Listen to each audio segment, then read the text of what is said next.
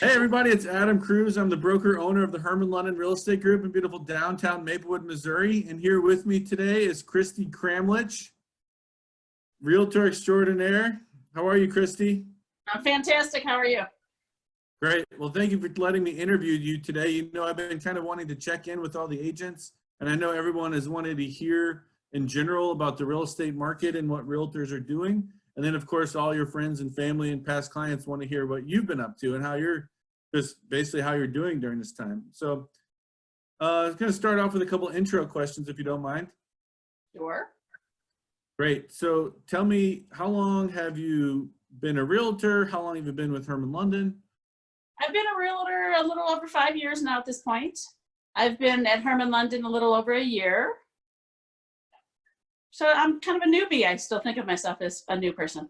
You think of yourself as a new person after 5 years in real estate? I really do. I think things change all the time and you really have to know the field. Yeah. Do you not think it's new in 5 years? Well, I'd say you're an old pro at this point, but I understand your point about how I think that's what keeps real estate interesting and makes it a career that people do for 40 years is every day there's something new, right? And just like the video that we're doing today, something new in real estate. Here we go. Absolutely. Keeps me on my toes.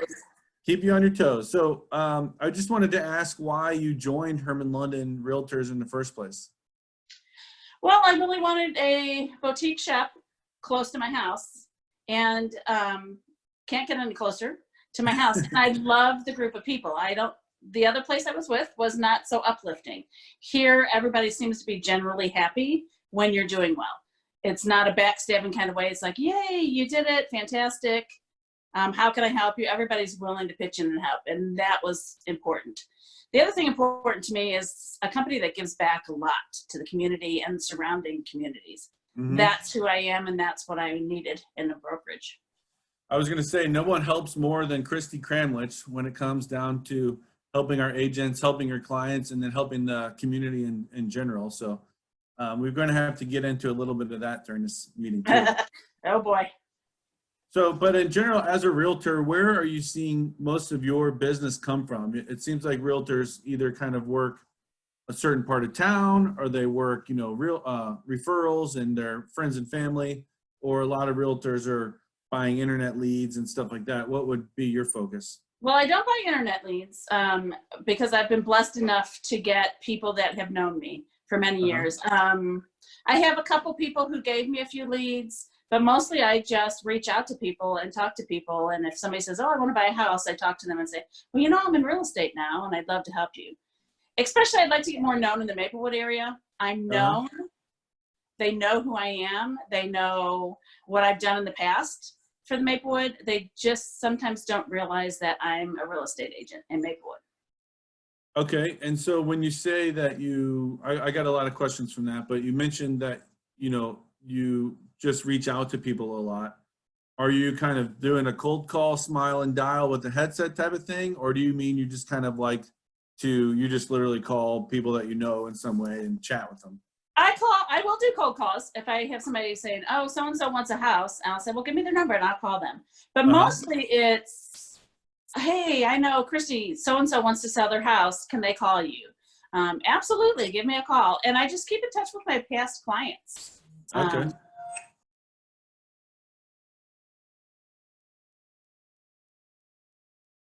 And it's really nice to hear from you, blah, blah, blah, blah, blah. So. Wonderful. Okay. And then you mentioned that you wanted to be even more known in Maplewood. You live in Maplewood. Our office is in Maplewood, obviously. So what kind of things have you found that work? Because I know you go to Maplewood events. You're involved in the Maple Good now, right? You're kind of like having booths and stuff at a lot of the Chamber of Commerce events.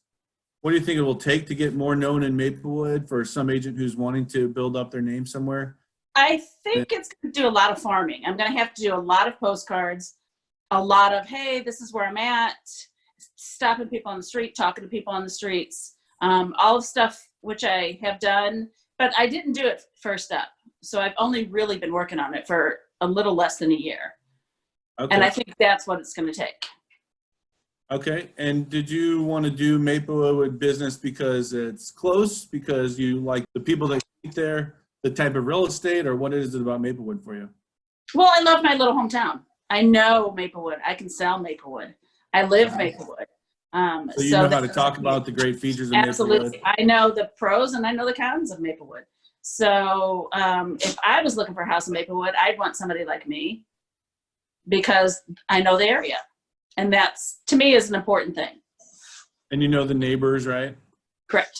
It seems like a lot of times when someone's buying a house, they often were referred to that particular neighborhood, maybe by someone that they know that lives in the neighborhood. And that's convenient for you and for your clients that you kind of keep up and keep involved, because often you'll probably be able to find a buyer for one of your listings, I suppose, easier than maybe a agent that's not from that area. Yeah, and some agents don't know a lot about the area. And there's a fine line. You know, there's Maplewood borders Shrewsbury, it borders Richmond Heights, it borders part of Brentwood, it borders part of the city. And sometimes I'll see agents not know where those lines are, Right. And misrepresent their property that they're trying to sell. Love it. Okay. So part of the reason that we're doing this video like this, you know, and we're not in the same room, is because of all the coronavirus stuff going on. And I've noticed that some agents seem to be just kind of giving up or waiting. But from all of our discussions, it seems like you're still working hard through this. So what are you doing to stay busy, and kind of what's been happening for you because of COVID? Well, business has slowed down a little bit, but it's not stopped by any means. I've still got listings out there. I've still got listings going under contract. I still have a couple buyers I'm working with.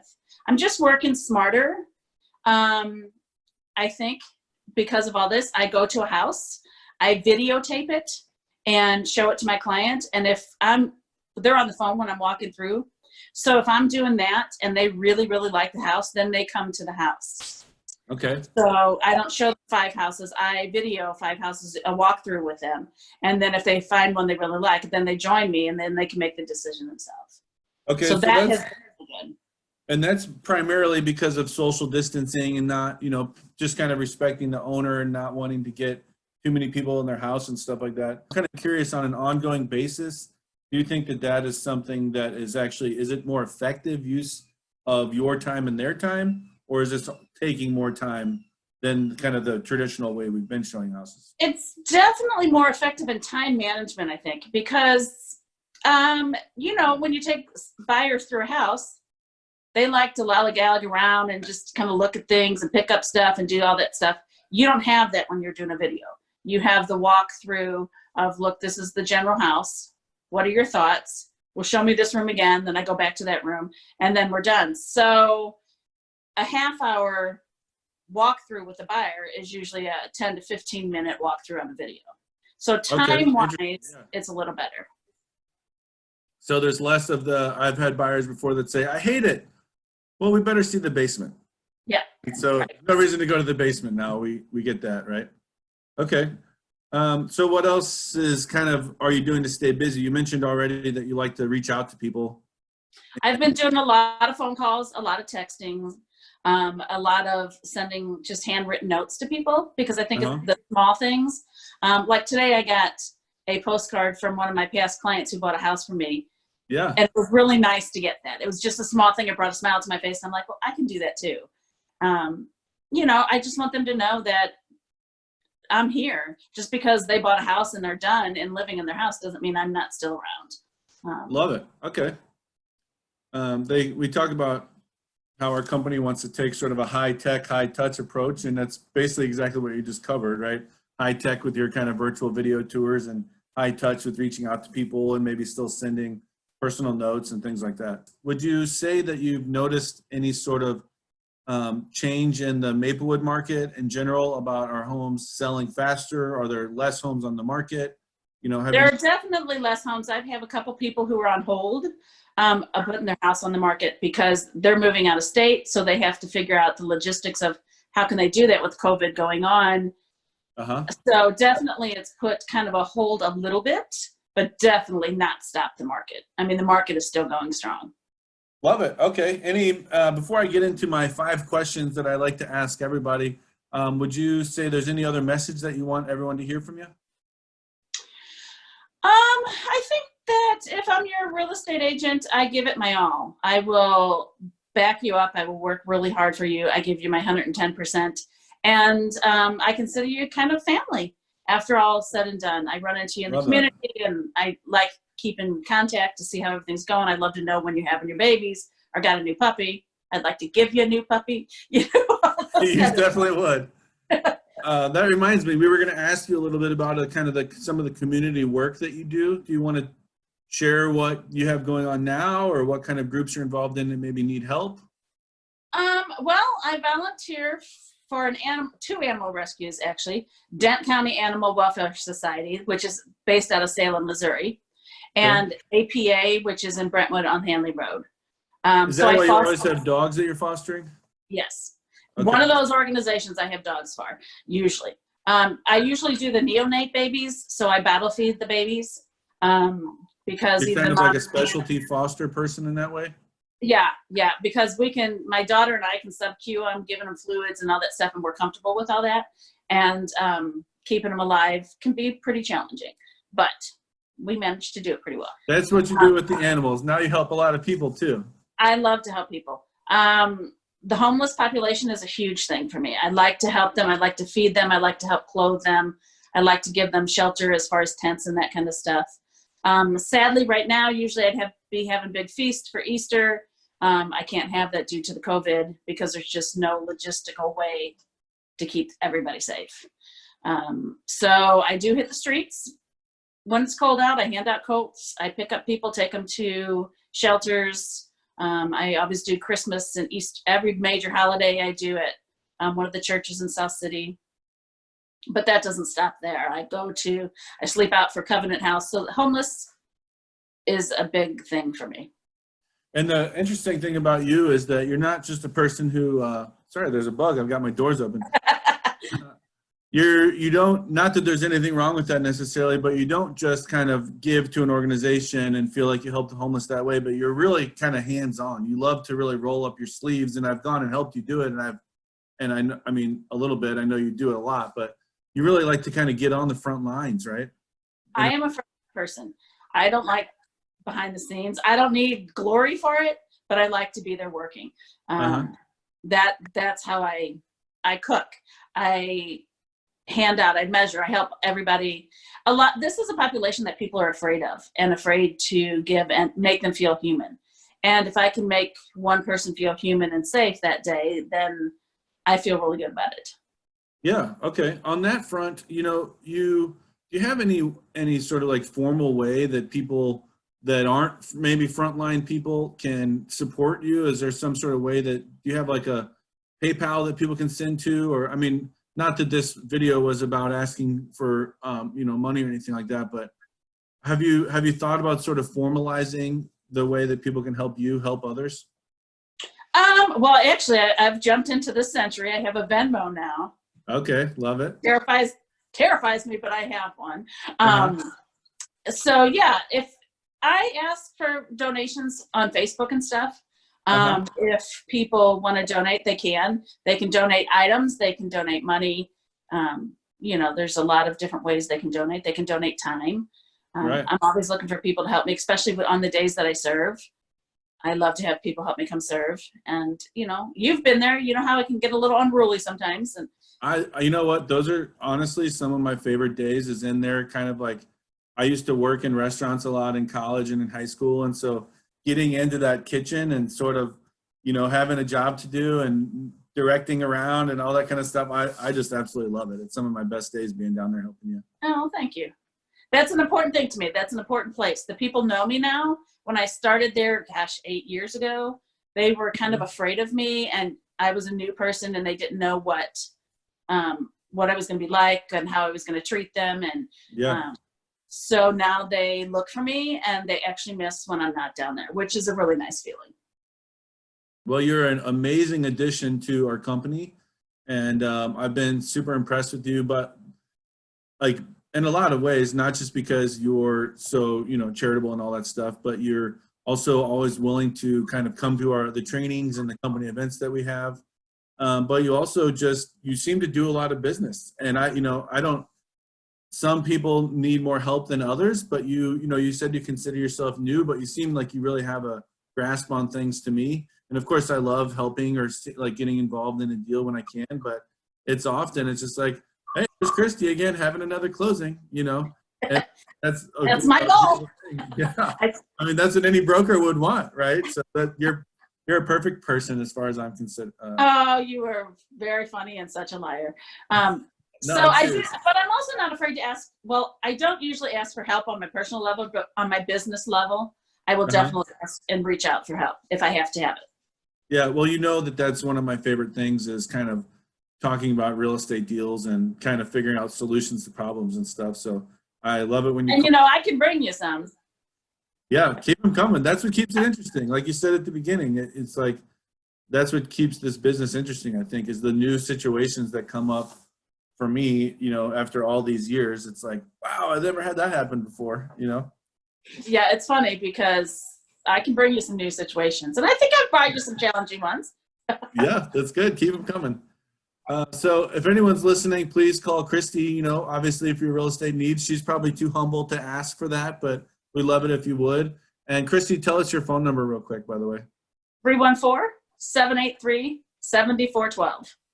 Perfect. All right. So I do have my 5 questions that I like to ask everyone generally that we interview on our podcast. But if you don't mind, do you mind if I go through these with you? No, go ahead. Awesome. So who lives under your roof? Oh, God. At the current moment is my daughter, 4 big dogs, and 2 puppies. And which of those dogs live there forever? The big dogs can never seem to leave my house. So they're your dogs. Yeah, they're my dogs. So you have now. 4 dogs that are your dogs, and then you have 2 puppies that you're fostering. Yes. Okay. And you had recently a foreign exchange student. I did. She's back in Spain.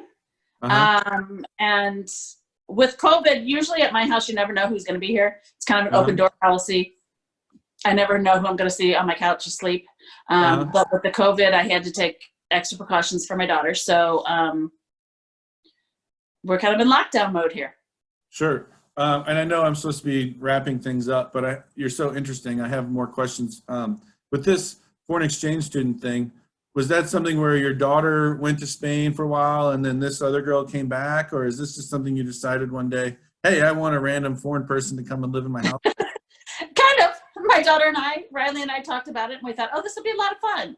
And we invited her to stay with her. She stayed with us for a full year almost. So, wow. And our hopes was to go to Spain this summer, but that's not looking very likely. So. Right. Well, you can probably get the tickets for a lot cheaper. Oh, yeah, really cheap. Okay. So where are you your best? I think when I'm on the front lines. On the front lines? Mm-hmm. Okay. Out there amongst the people. Do you have a favorite blog or podcast? I should say yours, but I really don't. So where do you, if you don't really read a lot of blogs or listen to podcasts, where do you find yourself getting, information about the world or about business or whatever? I read different papers or different things. What's a paper? Random. Did you say what is a paper? Uh-huh. Like the New York Times, that kind of stuff. Yeah. Okay.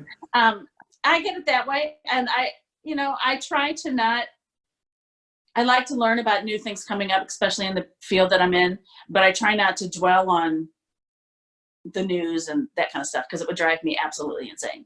Yeah. I'm not surprised by that answer.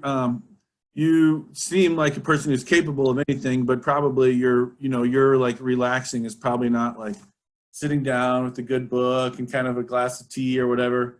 I think that you're probably too busy like doing a project or helping someone or whatever for you to probably even take that time for yourself that you deserve, obviously. Relaxing is not my strong point. Okay. Well, then on that line, what is your guilty pleasure? I love to people watch. So I love to people watch. And then my TV guilty pleasure is to watch Project Runway. Really? Yeah. Do you have a secret favorite place to people watch? Well, casinos are a really good one. Yeah. Okay. Yeah, you can see a lot of stuff. So what I do when I people watch, I used to sit in malls and people watch too. I will make up a scenario in my head of what I think they do for a living. Yeah. And then like 1 out of every 5 people, I'll go try to strike up a conversation and see if I was remote. What's that opening question? I'll just bump into them or something and say, oh, you know, yeah, I'm sorry. Hi. Oh, sorry. Yeah. Oh, sorry about that. It depends. I don't really have an opening question, but I somehow seem to get them to talk to me. So yeah, I love your shoes. Or where'd you? Yeah, I don't know. It's just whatever comes out of my mouth at that particular time because I don't have a filter. So I love to see if I'm remotely close. Okay, love that. Last question, and I'll let you go. Who is your mentor, and how have you thanked them? Well, my mentor was my uncle, but he is no longer with us. But I would thank him all the time by talking to him and calling him and making sure he knew that I appreciated everything he ever did for me. Wow, so that's beautiful. You got a chance to tell him. Yes, I did. And that, you know, life is precious. So he knew. Actually, my daughter, Riley, the youngest, was his favorite name, and she was named in honor of him. So his name was not Riley, but that was his favorite name in the world. So that's how she got the name. Love it. Beautiful. Well, thank you very much for being here with me. Any final thoughts you want to share?